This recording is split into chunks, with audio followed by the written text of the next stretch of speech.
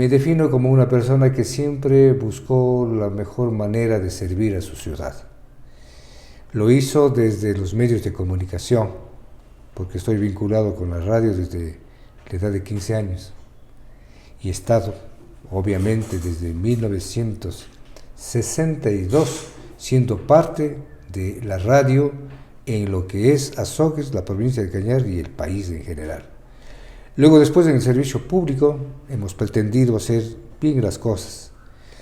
No siempre se logra, pero el intentar, al menos, ya es un interés. Siempre se indica que, por ejemplo, los locutores que tienen este tipo de programas de música, precisamente esto de dedicar canciones y toda la cuestión, siempre tienen de pronto alguna fan, alguna persona que les escucha ya, se van enamorando desde la voz. Con propio interés. Exacto. Bueno, ¿Ha tenido algunas usted? Sí, ha ocurrido. Yo creo que nadie puede decir que no. Y yo tengo deuda con el sector rural, porque muchas cosas no se las atendieron, porque era más importante hormigonar, adoquinar la ciudad que reclamaba como capital provincial esa atención. Y el día más triste que le tocó en la alcaldía, ya como alcalde, del 88 al 92. Bueno, hay tantas cosas tristes, pero yo diría que la injuria. 1977 entro a trabajar en la universidad y al mismo tiempo que ejercía ya la cátedra en Cuenca, vengo a dirigir aquí el consultorio de práctica jurídica y a integrar un organismo para la creación de la extensión universitaria. Primero que se haga la universidad, no importaba de dónde venga, pero ya vinculado con la universidad cuando estábamos con Monseñor Raúl Vela Chiriboga, él en calidad de presidente, obispo, interés porque se haga la universidad.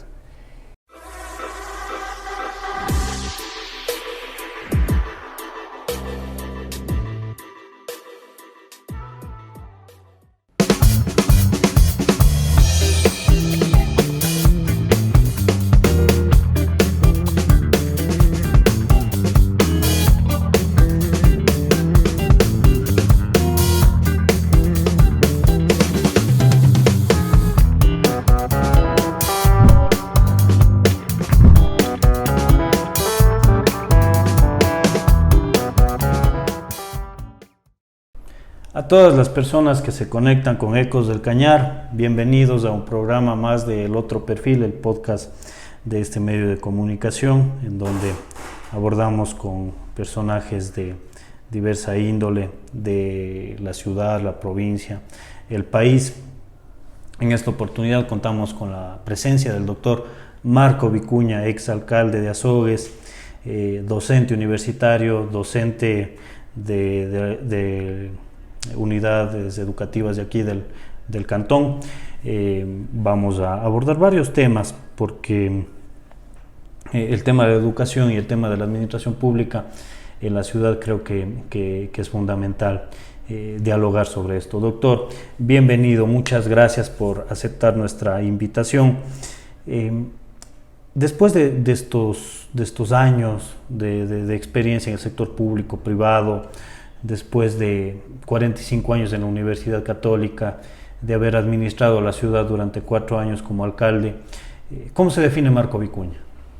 Bien, muchas gracias primero por la invitación. Siempre una satisfacción el poder dialogar con ustedes, el dar a conocer muchas de las experiencias vividas y obviamente expresar criterios en torno a lo que es nuestro ambiente ciudadano, provincial y nacional también, porque no podemos apartarnos o separarnos de esa realidad. Me defino como una persona que siempre buscó la mejor manera de servir a su ciudad. Lo hizo desde los medios de comunicación, porque estoy vinculado con la radio desde la edad de 15 años y he estado, obviamente, desde 1962 siendo parte de la radio en lo que es Azogues, la provincia de Cañar y el país en general. Luego, después, en el servicio público, hemos pretendido hacer bien las cosas. No siempre se logra, pero el intentar, al menos, ya es un interés. Y ese interés, sin duda, que satisface lo que son aspiraciones individuales y también colectivas. Y luego, después del servicio en la educación, como usted mencionó hace un momento, que lo he hecho prácticamente en todos los niveles, y el de mayor tiempo, obviamente, el universitario. En Cuenca comencé y luego continué también acá en la ciudad de Azogues, y a nivel del país en el sistema abierto, que ha pretendido que entreguemos nuestro mejor esfuerzo para atender la educación, favorecer a la juventud y hacer que cambie su modelo de formación. En una palabra, ¿cómo se define usted? Yo diría que positivo. Una persona positiva, Sí. a pesar de todo. Yendo un poquito para atrás para luego abordar su trayectoria, ¿dónde nace Marco Vicuña? Bueno, para la experiencia colectiva, en la radio. Pero si usted me dice, como persona, Nacimiento, exacto, en Cuenca. en Cuenca. 5 de diciembre de 1948, Parroquia El Sagrario, la parroquia central de Cuenca. Allí nací. Pero obviamente, prácticamente fueron solo meses de vida, en los primeros meses, porque mis padres vivieron allí en ese periodo, y el resto de mi vida entera. Nadie me identifica más con Azogues que con Cuenca. Cuenca, mi ciudad de nacimiento, Cuenca, mi ciudad de servicio, de permanencia, etc., aunque el verdadero y real nacimiento se produjo en Cuenca. ¿Usted de cuántos años se traslada a Azogues? De meses soy trasladado por mis padres. Sus padres de allá de Cuenca. No, de aquí, sino que vivían en ese entonces en Cuenca, porque mi padre hacía estudios de postbachillerato. Bien, llegando a Azogues, ya su formación, ¿en dónde empieza? Educativa, en La Salle. Ahí estoy todo lo que es escuela. En la Escuela Purísimo Corazón de María de los Hermanos de las Escuelas Cristianas. Y luego después en el Colegio Técnico, en ese entonces, Azogues, que cambió de nombre para denominarse, como hasta hoy se denomina, Luis Rogelio González. Allí termino y hago mi colegio. ¿Y qué se graduó de bachiller? Contaduría, de tal manera que soy contador público.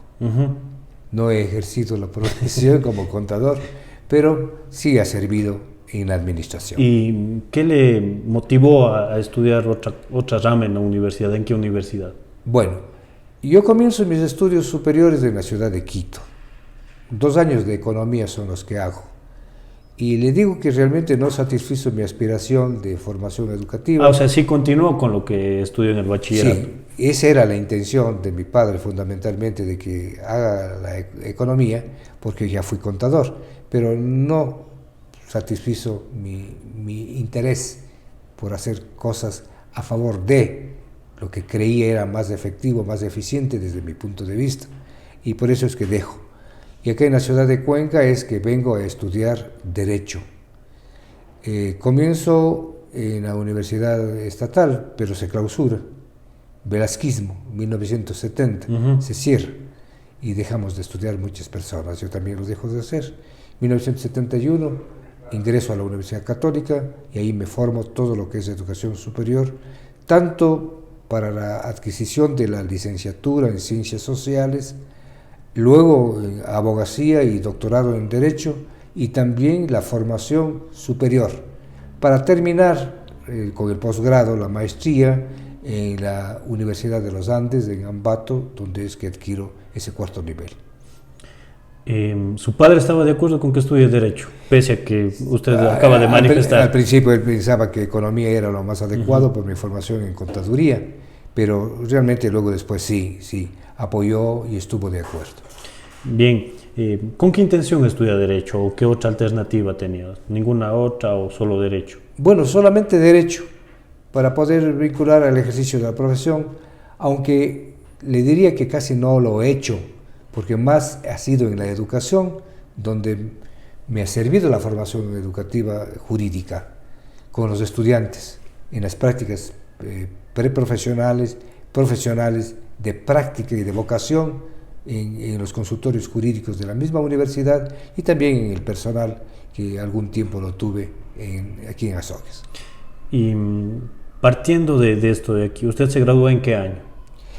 En la universidad, en 1980.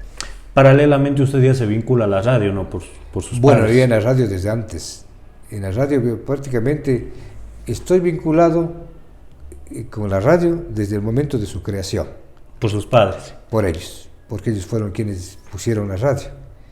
Desde que trajeron un técnico de la ciudad de Quito, Luis Rivera, que instala el primer transmisor de radio en onda corta en nuestro medio, y yo ya me apego por la curiosidad de saber cómo era y qué hacer, desde aprender, niño. Prácticamente desde el 4º grado de escuela. Y luego después en el colegio, obviamente, ya empiezo a manipular equipos, a hacer sonido, a poner discos, grabaciones, etcétera, hasta que a los 14 años ya me suelto hacia el micrófono y aprendo locución. Mi madre ya lo hacía y tenía una extraordinaria vocación para hacerlo, y contagia en mí la afición por la locución y el radioteatro. ¿Y qué les motivó a sus padres a tener la radio? No sé si bueno, el ejercicio del periodismo. Mi padre era corresponsal del Comercio de Quito muchos años. Yo también le ayudé y le apoyé. O sea, paralelamente teniendo la radio, él seguía siendo corresponsal. Claro. En 1970 yo ya ejercía el periodismo para el Comercio de Quito. Lo hacíamos también con el telégrafo de Guayaquil y obviamente a través de la radio, en las cadenas radiales que existían en todo el país, que eran prácticamente uno por ciudad o una por provincia. Los corresponsales. Los corresponsales y las radiocadenas diarias de noticias en la mañana, al mediodía fundamentalmente. Aunque nosotros en Ondas Cañaris, con don Humberto Vicuña, teníamos 3 espacios de noticias. 7 de la mañana, 12 del día, 9 de la noche. Y algunas personas aficionadas al periodismo, no estudiábamos aún en la universidad la carrera de periodismo, estaban recién en el país empezando a desarrollarse. Claro, ahí les dieron el título por haber ejercido a algunas personas. Hubo una ley que crea la Federación Nacional de Periodistas y ellos facultan y autorizan para que se haga el certificado de profesionalización. Diego Oquendo entre uno de ellos. Algunos, muchísimos. En la época de Rodríguez Lara. Sí, sí. En el gobierno de Rodríguez Lara, entonces se sigue todo un proceso. Aquí en la provincia del Cañar, en toda la provincia alcanzamos un número de 25. ¿Usted también ahí? Yo también, obviamente. He hecho estudios a nivel de la universidad, pero no de titulación, sino más de capacitación. Pero el título de profesionalización fue mediante este sistema que estamos refiriéndonos. ¿Cuál fue su primer programa de radio? Bueno, dígalo con música. Decir a través de las canciones siempre era un modo muy agradable de llegar a la juventud, sobre todo, y atender las peticiones. De tal manera que se recibía la llamada y se preguntaba cuál era la canción que querían dedicar y por qué. Y obviamente ofrecíamos en ese programa, que lo teníamos diariamente, 5 o 6 de la tarde, pero sobre todo los domingos, de 9 de la mañana a 12 del día, dígalo con música. Y obviamente hacía radio periódico. Leyendo los periódicos. Sí, pues, y los que escribían también los corresponsales, porque Ondas Cañaris tenía corresponsales en toda la provincia y también de otras partes del país y aún del extranjero, nuestros paisanos que mandaban por fax. Era la única manera de poderlo hacer. Porque no había cómo enviar audios. No, la tecnología no lo permitía todavía, eso fue mucho después. Ahora, claro, el contacto de radio de radial de mañana permitía escuchar las noticias y enviarlas también, pero a través de las frecuencias de radio, que era colectiva, no era privada, pues obviamente. Y tomando un poquito jocoso esta parte de aquí, siempre se indica que, por ejemplo, los locutores que tienen este tipo de programas de música, precisamente esto de dedicar canciones y toda la cuestión, siempre tienen de pronto alguna fan, alguna persona que les escucha ya, se van enamorando desde la voz. Con propio interés. Exacto. Bueno, ¿Ha tenido algunas usted? Sí, ha ocurrido. Yo creo que nadie puede decir que no. De los que hemos estado vinculados con la radio, hay gente que ha estado muchísimos años. Uh-huh. Y obviamente establecían sus contactos y satisfacían su interés, su afición. ¿Y le dedicaban canciones a usted mismo? Sí, también. Y había que complacer. De ahí, doctor, usted se vincula ya al periodismo directamente. Desde 1970. Ya entro a formar parte de la Unión Nacional de Periodistas. Y luego, desde 1975, ya profesionalizado a la Federación Nacional de Periodistas. Y tanto en la ciudad, en la provincia, fui 2 veces presidente de la Federación de la UNP y una vez de la Federación de Periodistas, y otras veces inclusive a nivel nacional, porque llegué a ser secretario de la Federación Nacional de Periodistas. ¿Cuál fue la primera entrevista que recuerda? Bueno, tantas han habido.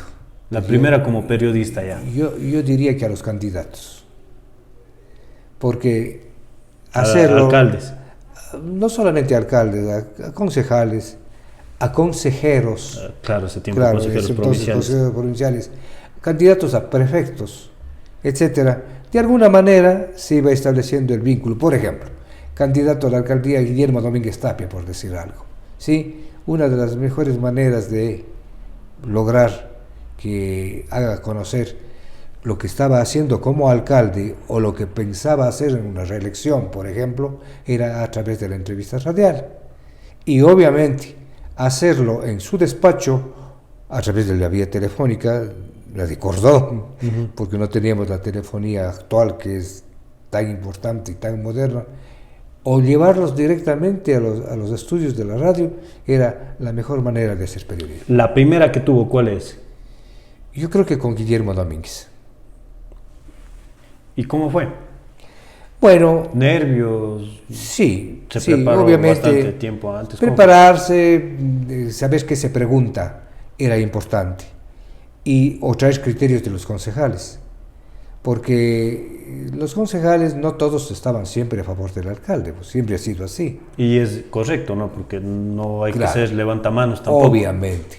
Entonces, preguntar qué pensaba o qué criterio tenían sobre lo que decían el administrador municipal, ¿sí? O cuál era la forma en la que él respondía o debía responder, ¿sí? Los cuestionamientos, las observaciones, era importante hacerlo, no solo con los alcaldes, obviamente también con los prefectos.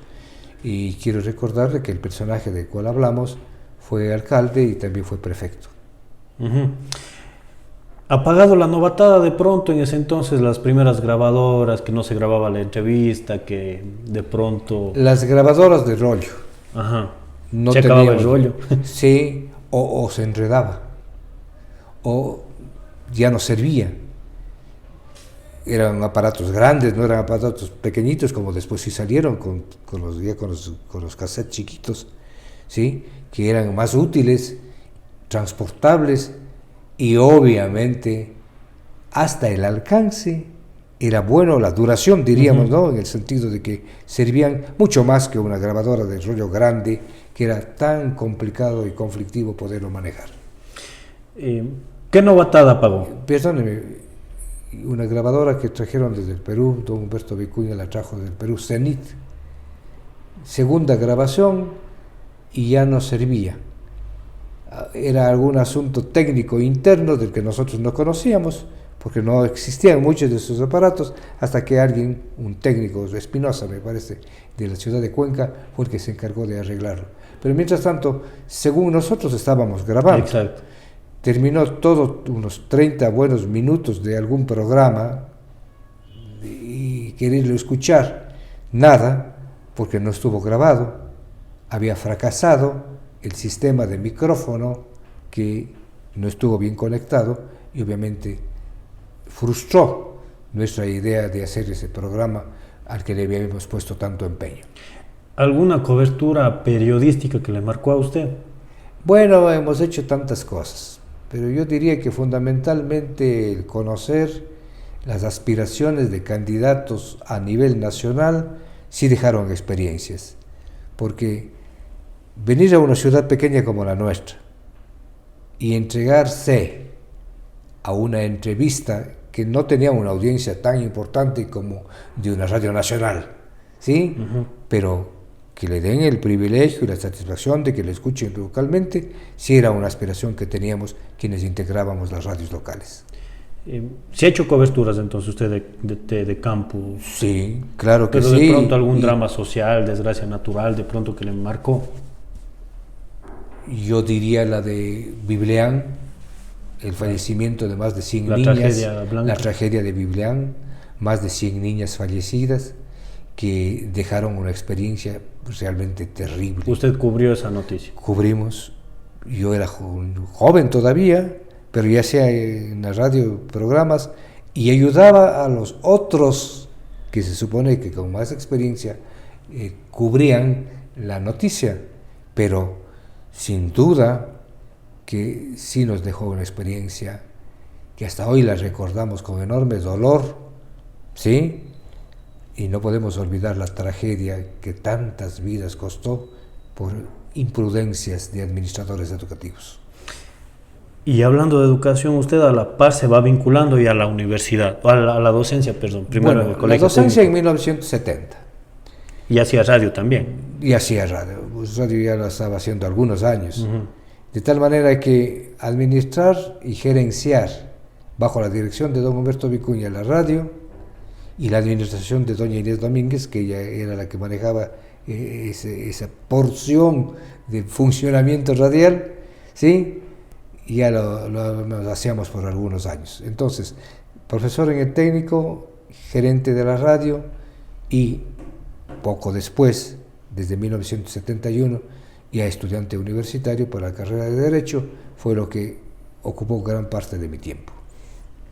¿Y qué tiempo se daba para las amistades, para el ámbito social? Para todo hay tiempo. Hay que buscar la manera y la forma. Con los de la radio mucho más, yo diría, porque estábamos vinculados a diario.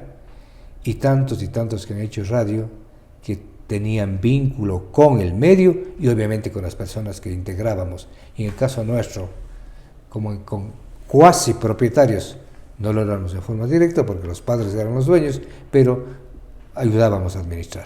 Amigos que recuerde de esa época, ya los primeros años de periodismo, colegio, la barriada también. Bueno, Joaquín Vélez, por ejemplo, en la radio, compañero de colegio, y que desde el tercer curso de colegio ya estuvo.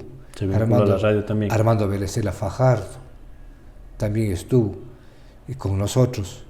Jaime Zambrano. Personas así que buscaban la manera de ayudar, apoyar. Y hacíamos radioteatro. Entonces allí, cuando sea alguien que grite, y era radioteatralista y era aporte. ¿En qué barrio creció? En la calle Rivera y Sucre, frente a lo que hoy es el Parque de la Juventud. Allí era la casa de mis padres, de ahí construyeron la radio, el edificio de la radio, aunque originalmente en la esquina de Sucre y Rivera era la casa de doña Mercedes Muñoz, mi abuela, donde nosotros vivimos muchísimos años. Y amigos de barriada. Los hermanos Vélez, por ejemplo, Vélez Ortega, los hermanos Quevedo Quinteros, amigos del barrio. Y obviamente un poco más arriba existían muchos más, a la vuelta estaban los Gimbo, estaban los Rivas, etc. Los Urgilés a la vuelta. ¿Con ellos mantiene contacto hasta la actualidad? Sí, cuando encontramos siempre una satisfacción hacerlo y recordar un poco la juventud y la niñez también, porque varios de ellos eran compañeros de escuela, porque la Salle estaba nada más que a 1,5 cuadras. Entonces obviamente íbamos diariamente allá. ¿Qué hacía de joven? Travesuras, juegos, de pronto deporte. Bueno, yo le diría que frustrado en cuanto a los juegos. El único que jugué es realmente básquetbol. Pero indoor fútbol o fútbol no. Y otro tipo de deporte, digo, no. El básquetbol que sí me gustaba y tenía afición por él. Pero obviamente en el colegio yo nunca integré un equipo porque no tenía la destreza y las habilidades significativas, pero sí me gustaba la práctica del básquetbol. Juegos tradicionales de pronto en ese entonces. Las del barrio, los cowboys, las figuritas que venían envueltas en un caramelo delicioso que nunca se olvida uno el sabor y que todos los comprábamos donde la Zambranito o donde Mamá Nati y que eran las que satisfacían nuestro gusto. Ya, y de ahí usted a la par ya se va vinculando a la universidad también. Bueno, antes de eso yo ya hacía oratoria. Ya. Porque inclusive declamación desde la escuela, desde el segundo grado hasta el sexto grado de la escuela gané concursos de declamación. Y en el colegio 2 veces el de oratoria y también el provincial de oratoria. Entonces sí me gustaba la oratoria. Y el discurso, pues obviamente, que en ese entonces era de otro orden histórico, etcétera, para luego entrar al discurso político también. ¿Y a qué edad ingresa ya como docente universitario? Bueno, como docente universitario yo entro en 1977, 29 años, en que al término de mi carrera de Derecho y vísperas ya de graduarme, pero como licenciado ya, soy invitado a colaborar y entro a trabajar en la Facultad de Economía y Derecho de la Universidad Católica en Cuenca. Y ¿Aún no había aquí? No todavía. Y me vinculo con Telecuenca para seguir haciendo periodismo. El periodismo, diariamente. Todos los días, de lunes a viernes, hacía el informativo Telediario en Telecuenca, Canal Universitario Católico. Y lo hice por 5 años.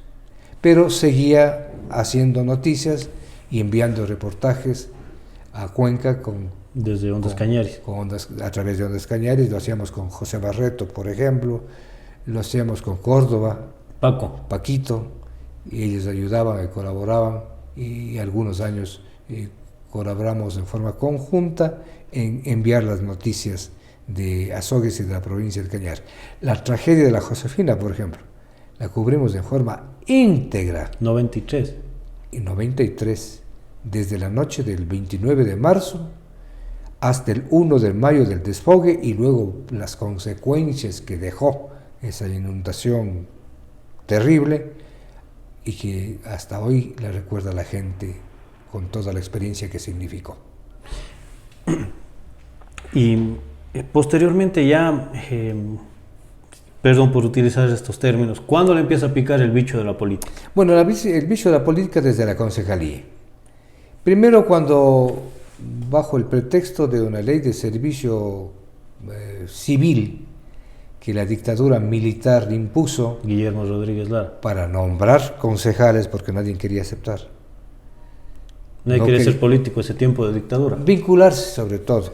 Entonces, casi a lo que pasa actualmente también, porque pocos quieren ya vincularse al ámbito político. Entonces venían las designaciones mediante decreto. Entonces los concejales eran nombrados así. Y yo estuve el periodo desde 1972 hasta el 75. ¿Y cómo se da su nombramiento de concejal? Con decreto ejecutivo. Pero, o sea, alguien envió el gobernador. El gobernador. ¿Quién era el gobernador en ese entonces? El gobernador militar mayor Moncayo, que es el que pedía para todos los cantones. Pero él le conoció ya en la radio entonces. A mí me conoció en la gobernación, porque yo colaboraba haciendo relación pública en la gobernación para CENIP, la Secretaría de Comunicación de matriz de Quito. Del presidente. No más que del presidente, del gobierno. Ya. Porque cubría varias áreas de varios estamentos de servicio colectivo. Entonces allá mandábamos las noticias y lo hacíamos desde la gobernación. Entonces ahí les conocí y yo colaboré con él y lo hice luego con otros gobernadores hasta 1977. De ahí ellos envían su nombre y Claro, viene por decreto que usted va a ser concejal. Hasta el 75. Y ahí terminó. Y en ¿Quién era el 1980, alcalde? Marcos Romero Heredia. ¿Ya?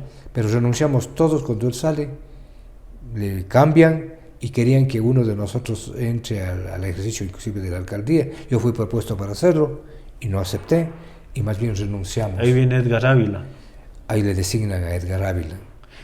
Y en este periodo de tiempo, en estos años que usted ejerce la concejalía, ¿quiénes integraron ese consejo municipal? Marcos Romero, presidente del consejo era en ese entonces, Alcalde. No, ya era alcalde. Desde 1945 los alcaldes. Ya. Solo en los que eran cantones, no cabeceras provinciales, habían consejeros, es decir, presidentes de consejo, y salvo ciudades con altísima población. Entonces diga usted el caso de Durán, el de Manta. Biblián nomás acá era presidente del consejo. De toditos ellos, Ajá. claro. La mayoría era presidentes de consejo en el país, pero solo las capitales provinciales y 3 o 4 ciudades del país de altísima población que tenían alcaldes. Sí. ¿Y quiénes integraron ese consejo? Bueno, Luis Carpio, por decirle algo, para recordar, Rodrigo Mendieta, Manuel Quevedo, Edgar Palomeque, entre otros. ¿Y cómo se debatía en ese entonces, en el seno del consejo ya como concejal? Bueno, el sentido más que político sí era por el interés de servicio. Y es más, yo diríamos que la gran mayoría colaboraba mucho en ir satisfaciendo los requerimientos colectivos y encargarse de, por ejemplo, lo que hoy es la empresa municipal de agua potable y antes era departamento, o lo que hoy es la empresa eléctrica Sogues y que desde 1970 nomás lo es, antes el departamento municipal de luz y fuerza eléctrica, Ajá. etcétera, que un concejal lo administre era común. Que era como y era en importante. Quito es actualmente, cada concejal va delegado a las empresas públicas. Delegados, pero a integrar los directorios. Ajá. En cambio allí, inclusive en la gerencia, la desempeñaban, Ah. o la presidencia la hacían concejales, ofreciendo su servicio y su colaboración. De ahí usted ya da sus primeros pasos ya como político. Bueno, en Aquí. 1980 ya como concejal electo. Soy el primer concejal que la izquierda democrática Eso tiene iba a decir, la izquierda democrática. en la siempre. provincia del Cañar. Siempre izquierda democrática. Siempre.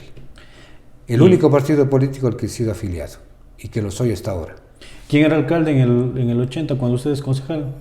Con Andrade, Jorge Andrade. Jorge Andrade. Él y yo fui concejal con él. Llegaron los dos. No, ellos entraron ya. antes, ellos entraron al fin de 77. Se cambiaba en la mitad del periodo, los concejales. Los concejales se iban alternando. Entonces yo entro en 1980 hasta 1984, un poquito 82, más, 85, en que ya entró el 84 César Hipólito Izquierdo, Ajá.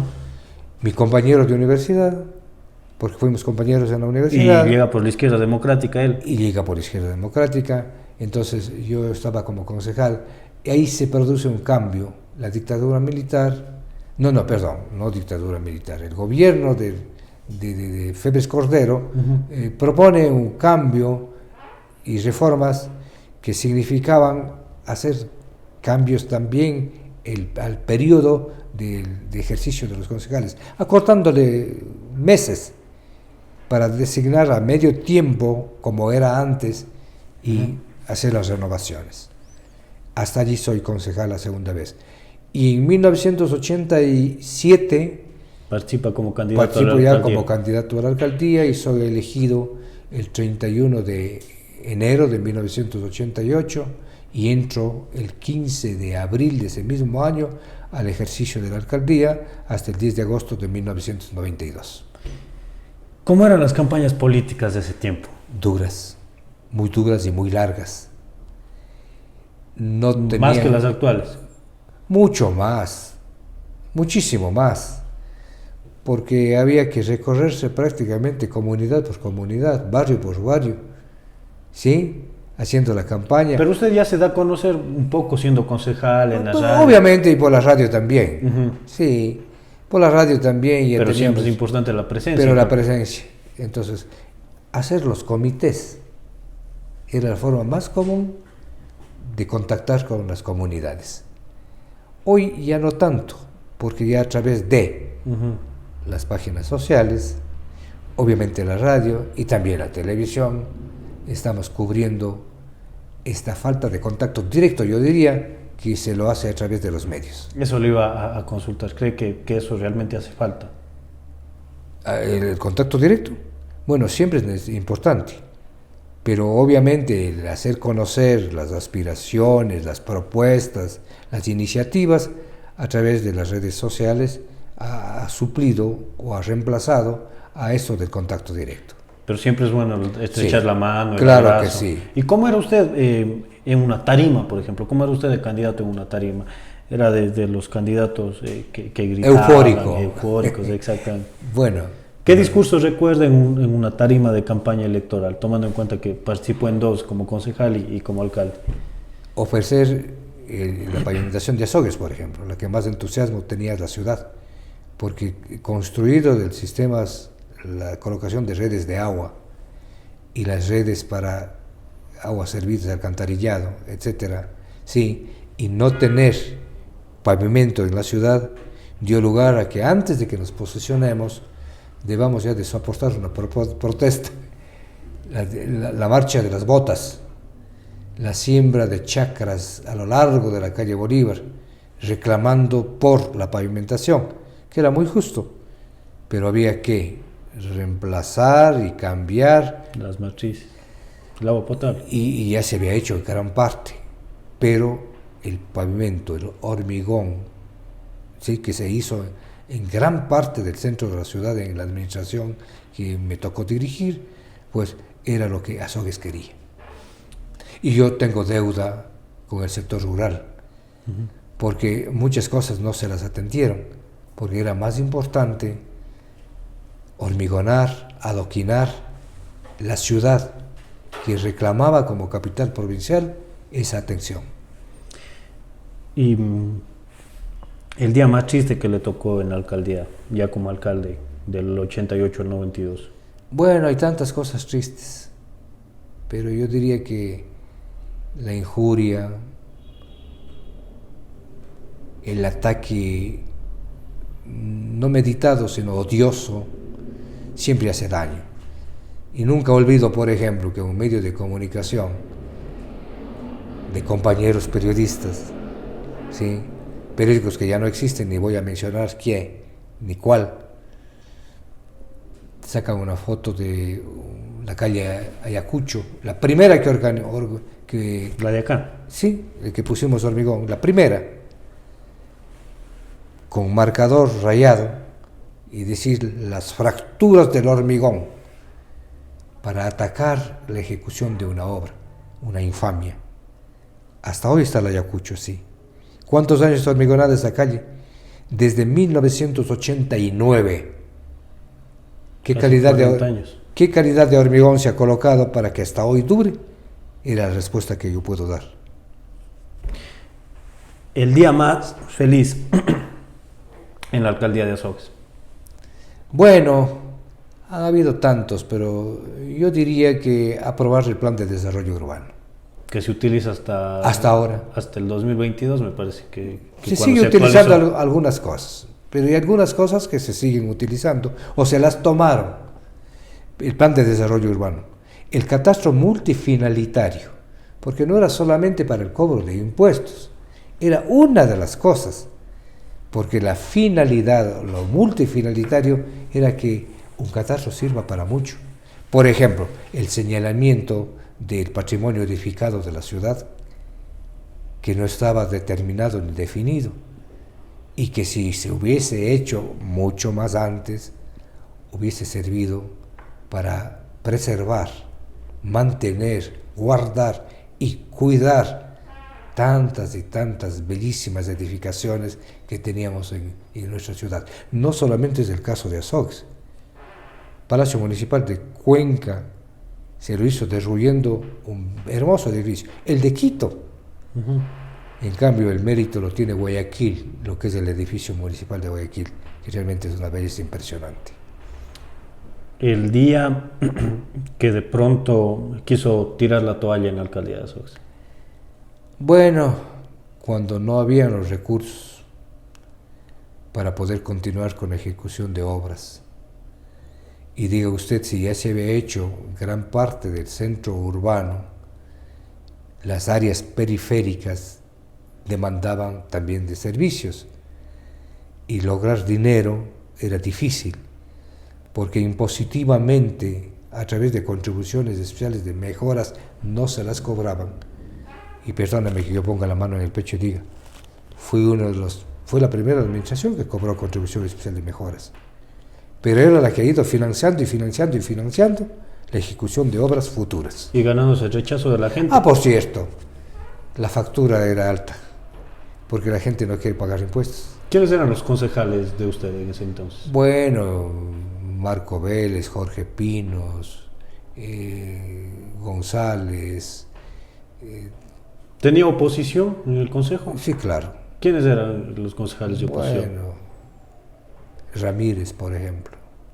El socialismo, porque ellos sacaron ¿A quién le ganó usted la alcaldía en ese entonces? Bueno, yo gané la alcaldía a Joel Abad. A Joel Abad. Él quedó en segundo lugar y Jorge Andrade queda en tercer lugar.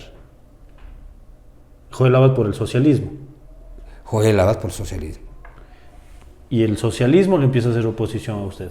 Bueno, era ya la oposición más que al plan o a la propuesta de trabajo y de servicio, era el ciudadano, Marco Vicuña, y al partido, porque la izquierda democrática venía de ganar la presidencia antes. Y no solo la alcaldía anterior, sino que en todas las provincias, en todos los cantones y todas las presidencias de consejo estaban en manos de la izquierda democrática. Con Rodrigo Borja a la cabeza. Con Rodrigo Borja a la cabeza, porque la primera vez también fue con él, pero él pierde a la final la presidencia de la República por pocos votos con Febres Cordero.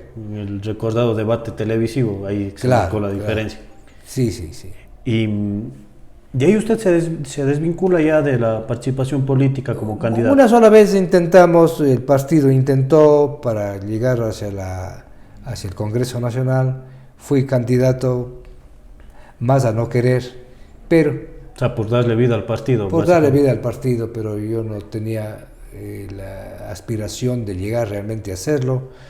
Y hablamos de la factura, cobro de impuestos, etcétera, etcétera, que hasta hoy se los mantiene y quizá hoy hasta en algunos cantones se ha mantenido o se mantiene o se los conserva de forma exagerada, pero yo diría que siempre es necesaria para el financiamiento de obras. No, lo que pasó aquí también con la controversial 16 de abril. Por ejemplo. ¿En qué año intentó usted la diputación?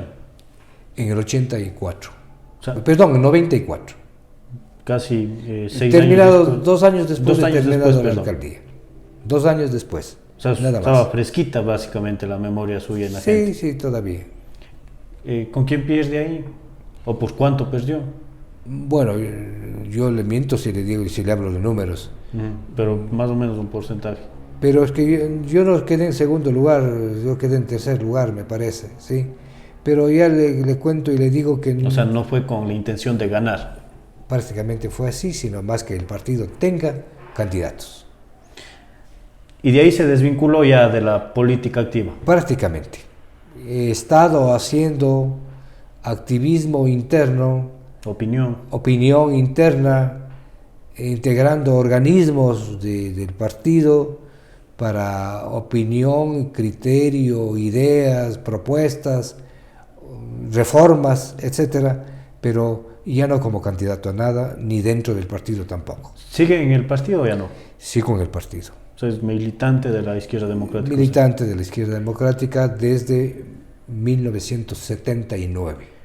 ¿Amistad con Rodrigo Borja de pronto? Sí, claro, hasta ahora. ¿Se han visto en los últimos años? Sí, nos hemos encontrado.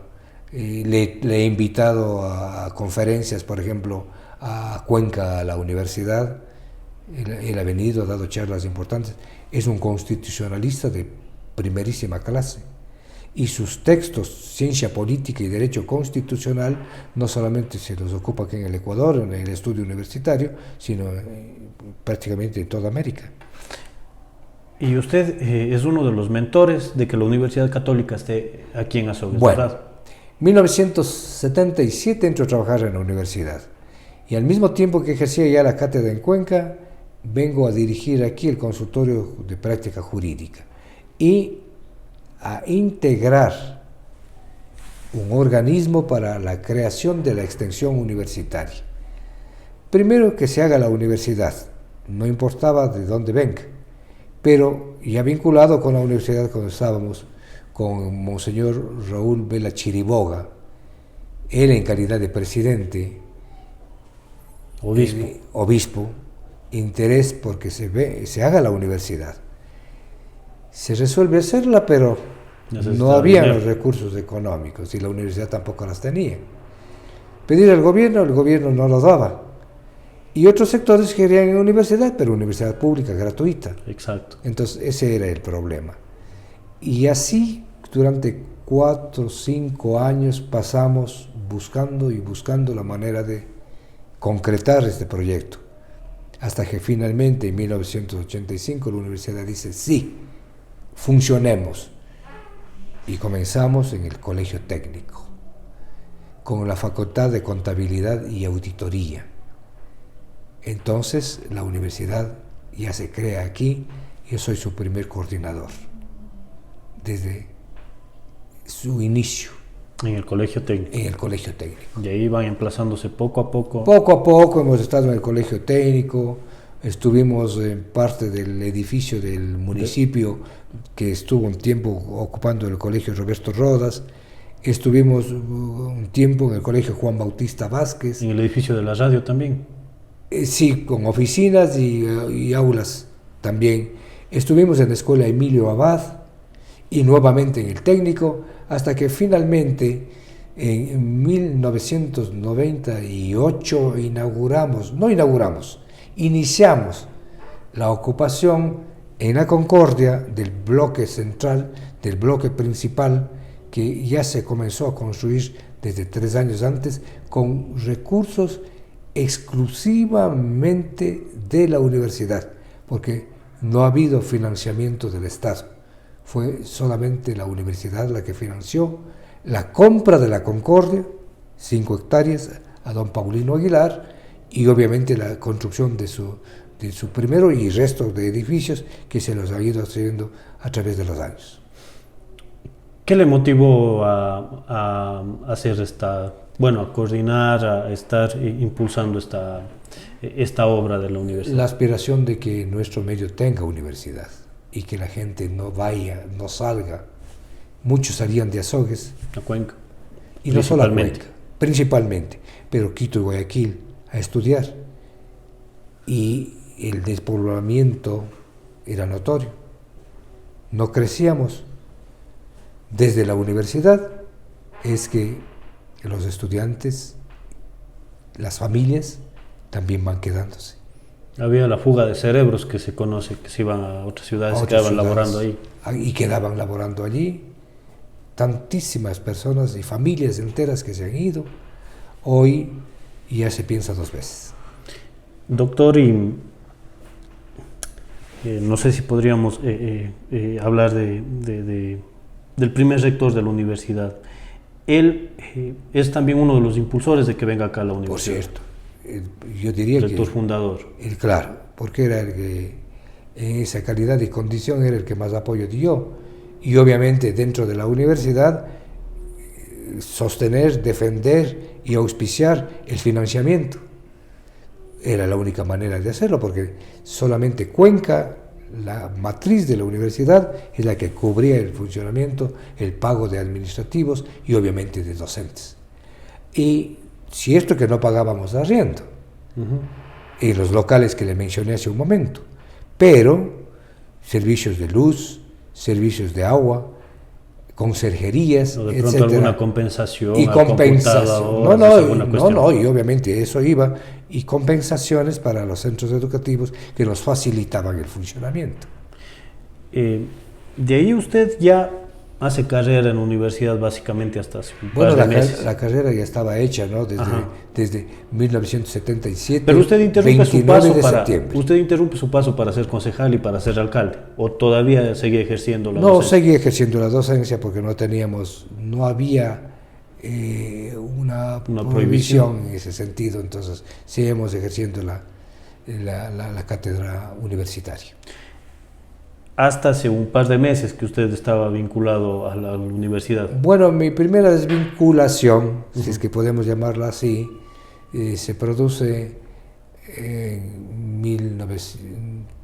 2018, que cumpliendo ya mis 70 años de edad, digo, ya me retiro.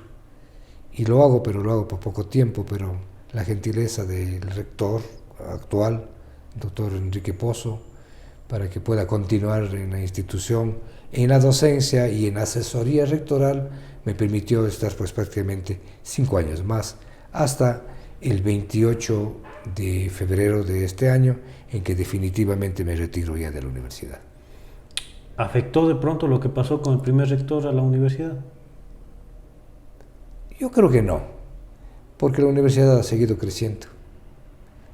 Ha seguido creciendo en el sentido no solo de mejorar su infraestructura, hacer importantísimas construcciones y equipamientos, el mejoramiento en las áreas de investigación, la proyección internacional que ha sido enormemente grande y la vinculación e internacionalización que a la universidad le sigue sirviendo y le va a servir mucho más todavía a futuro, han sido parámetros que no se han detenido para nada. Podrían haberse dado o producido algún tipo de afectaciones, como usted mencionaba, pero que no han incidido en la existencia misma del centro de educación. ¿Qué opina usted de la ingratitud, doctor? Es penosa, es dolorosa, pero lamentablemente no falta. ¿Ha sufrido ingratitud? Sí, y quizás es preferible no recordarla o ignorarla. Recientemente también. Bueno, más que ahora, últimamente, antes. ¿Por qué cree que se da? Bueno, hay gente que quiere o aspira a ocupar funciones dentro de una misma institución, por ejemplo, o otras personas que no están de acuerdo con todo lo que se hace, o personas a las cuales sí se les pide que ajusten su trabajo, su servicio, su función a cosas más importantes de la comunidad y que no siempre aceptan. Entonces, obviamente, alientan descontentos. 3 facetas suyas: docente, periodista y político. ¿Con cuál se queda? Yo diría que la docencia. Sin duda que la docencia. ¿Por qué? Porque es la que más nos vincula con la juventud y permite transmitir conocimientos. Y el hecho de, estando inclusive en el ejercicio de la política, no dejar de estar en contacto con la juventud, sí es importante. Porque las experiencias de la política son unas, y las que se vive con la juventud y el intercambio que se hace con ellos es otro, yo digo que más alentador. En un resumen de su vida, ¿cuál sería? Que hemos tratado de no desmayar en el servicio a la comunidad. Siempre lo hemos hecho con el máximo de los intereses. Hemos privilegiado el desarrollo de ideas y proyectos a favor de la comunidad y lo seguiremos haciendo mientras vivamos. ¿Cómo era de docente? Se me estaba quedando esa pregunta. ¿Cómo era usted de docente? Bueno, no diré que excelente, pero he tratado de ser Pero era, de los que a más ver, por podía. ejemplo, el típico que llegaba y todo el mundo serio se concentraba, o de pronto le gustaba hacer bromas con los estudiantes, más relajado. Siempre hemos hecho, hemos conversado y ¿Era el más temido de pronto de los alumnos? No. Quizá las materias, pero el profesor no. Porque materias como Derecho Internacional Privado, una materia complicada, etcétera, los estudiantes sí la tenían miedo, pero aprovechaban, estudiaban y rendían, que eso era lo mejor. ¿Qué estudiantes son los que más recuerdan? De pronto, entre tantos años de docencia, se les ve escapar nombres, pero algunos que... Bueno, ni voy a dar nombres, pero mire usted, por ejemplo, que varios, la mayoría de los que ahorita son profesores de Derecho aquí, han sido mis alumnos. Y algunos de los que están en la matriz en Cuenca, en la Facultad de Derecho de la Católica en Cuenca, también han sido mis alumnos. Qué grato saber que ellos han continuado por ese derrotero de servicio educativo y que lo hacen en forma efectiva. Algunos de ellos, no todos lograron las maestrías y algunos de ellos están haciendo ya sus PhDs. Brindo que esos alumnos se hayan puesto en esa posición. Le dejo sus palabras finales, doctor. ¿Cómo ha pasado? Yo le digo que gratamente impresionado porque jóvenes como ustedes siguen en este derrotero del servicio comunitario a la colectividad a través del periodismo, a través de la noticia, a través de la información y el diálogo, que siempre es importante y significativo. Gratísimamente bien estos minutos con ustedes. Muchísimas gracias al doctor Marco Vicuña, exalcalde de Azogues, ex docente, ex periodista. Ustedes escucharon. Bueno, no me diga ex periodista todavía. Todavía sigue ejerciendo el periodismo de opinión. Todos los días escribo y los sábados, infaltablemente desde hace 30 años, columna periodística. Bueno, todavía sigue ejerciendo el periodismo. Muchísimas gracias a todas las personas que estuvieron con nosotros. Gracias a todos. La próxima semana tendremos una nueva entrevista. Muchísimas gracias.